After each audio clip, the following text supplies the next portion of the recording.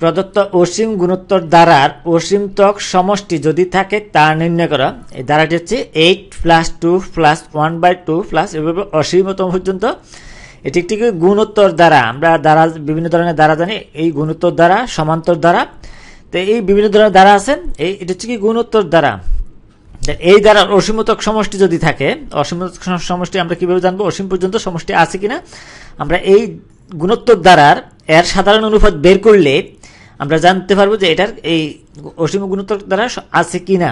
আমরা যে এই সাধারণ অনুপাত হচ্ছে যে কোনো রাশিকে, আমরা যে কোনো রাশি, এখানে অনেকগুলি রাশি আছে, যে কোনো রাশিকে তার পূর্ববর্তী রাশি দ্বারা ভাগ করলে যেটা বেরোবে ওটা হচ্ছে কি এই সাধারণ অনুপাত। আমরা এই সাধারণ অনুপাতকে যদি আর দ্বারা সূচিত করি তাহলে আর এর মান, এই সাধারণ অনুপাতের মান যদি +1 এর থেকে ছোট হয় এবং এই -1 থেকে যদি বড় হয় তাহলে এর মধ্যে হলে এর অসীমতক সমষ্টি আছে। এই গুণোত্তর দ্বারা অসীমতক সমষ্টি আছে। তাহলে আমরা এখানে যদি লিখি যে এখানে প্রথম পদ, এই প্রথম পদ এ আমরা যদি এ দ্বারা সূচিত করি, এই এ, তাহলে এখানে আসে 8 সমান 8। তারপর আমরা বের করব সাধারণ অনুপাত। তাহলে সাধারণ অনুপাত হবে যে কোনো রাশি, আমরা যে কোনো রাশিকে তার পূর্ববর্তী রাশি দ্বারা ভাগ করলে কি পাওয়া যাবে? সাধারণ অনুপাত। তাহলে সাধারণ অনুপাত সমান, সাধারণ অনুপাত আমরা আগে বের করতে হবে কেননা এর অসীমতক সমষ্টি আছে কিনা। যদি সাধারণ অনুপাতের মান যদি এই +1 থেকে ছোট হয় এবং -1 থেকে যদি বড় হয় তাহলে এর অসীমতক সমষ্টি আছে।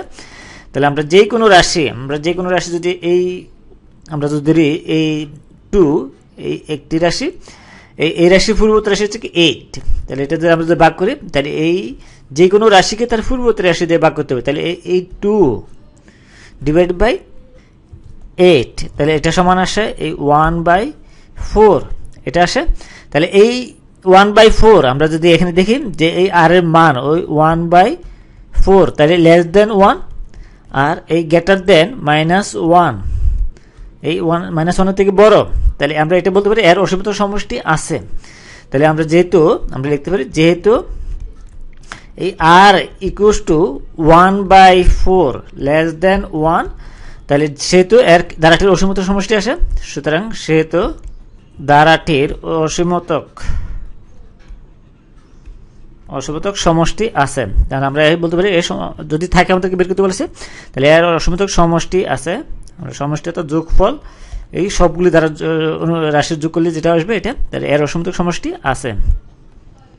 তো আমরা বলতে পারি তাহলে এখান থেকে আমরা যদি এর অসীমতক সমষ্টি আমরা জানি এস এই অসীম, এই এস সমষ্টি দ্বারা সূচিত করি অসীম পর্যন্ত।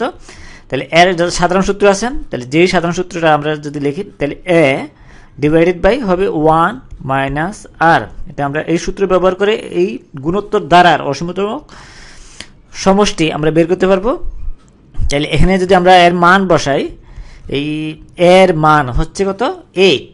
আমরা প্রথম রাশি a হচ্ছে কি প্রথম রাশি a = 8, আর পরে হচ্ছে কি 1 মাইনাস, আমরা এই 1 আর এর মান হচ্ছে কত? 1/4, এই 1/4।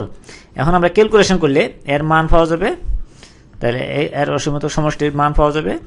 তাহলে আমরা এটা পাই 8 উপরে, তাহলে এর নিচে আসে 4, আমরা এই 4 - 1 এটা, তাহলে 8 ইন্টু আমরা পাই এখানে উপরে আসে 4, নিচে আসে 3, সমান আসে 32/3। তাহলে আমরা বলতে পারি সুতরাং এই দ্বারাটির অসীমতম সমষ্টি সমান আমরা যেটা পেয়েছি 32/3। তাহলে এটাই আমাদের অ্যান্সার। তাহলে এই অসীমতম দ্বারাটি আমাদের এই যোগফল বের করলাম। তাহলে আমরা কিভাবে বুঝবো যে এই অসীম দ্বারা গুণোত্তর দ্বারা সমষ্টি আছে কিনা? যদি এই r এর মান 1/4, r এর মান যদি -1 থেকে বড় হয় এবং +1 থেকে ছোট হয় তাহলে এর অসীমতম দ্বারা সমষ্টির যোগফল আছে।